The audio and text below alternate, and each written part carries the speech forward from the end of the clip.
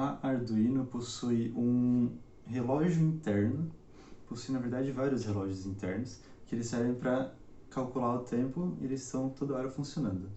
A gente precisa usar um timer para poder realizar a leitura da temperatura do nosso sensor a cada 1 segundo.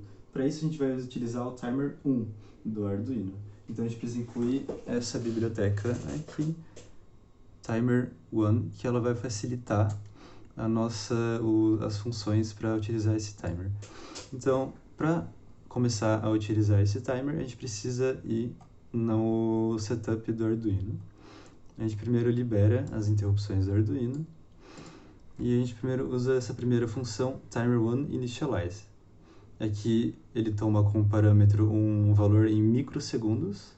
No caso, esse nosso valor aqui ele está em microsegundos, ele representa 1 segundo, porque a gente quer realizar a leitura do sensor a cada 1 segundo. Então ele vai começar a contabilizar 1 segundo. E aqui a gente usa essa outra função, o timer1attach_interrupt, e como parâmetro a gente usa a nossa função para realizar a leitura da temperatura. O que essa função vai fazer? Ela meio que conecta uma interrupção com o timer para executar aquela função que ela recebeu como parâmetro a cada 1 segundo. Então, o timer inicializa, contabiliza 1 segundo. Na hora que ele contabilizar 1 segundo, ele vai interromper o código vai parar onde ele estava, vai executar a função de ler a temperatura. Quando ele terminar de executar essa função, ele vai reinicializar o timer e ele vai contar 1 segundo de novo.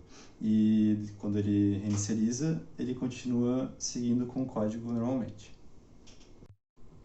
Bom, para o nosso relé, então, a gente desenvolveu um código para que ele pudesse atuar. Primeiramente, a gente vai falar um pouco do attach interrupting, que é essa função aqui. Ou seja, toda vez que a gente recebe um pulso, nesse caso do nosso sensor de som, ele muda o estado e realiza o código. Ele troca o estado para rising. Ou seja, toda vez que ele ouve um som, ele para o código e realiza ele. Aí para a função, a gente chamou a função de relé. Então é uma função void chamada relé, que ela começa como falsa, ou seja, toda vez que ela passar aqui, ela vai estar como 0. Quando ela chegar aqui, ela vai entrar nesse primeiro if e vai acender a luz. E vai mudar o estado da função para 1, perdão. Toda vez que daí, quando a luz estiver acesa, bater palma, ele pula esse estado e vem para esse aqui. Ou seja, ele vai apagar a luz e ele fica nesse fluxo constante. Quando a luz está apagada, ele está 0 e ele entra aqui e acende. Quando a luz está acesa, ele fica 1.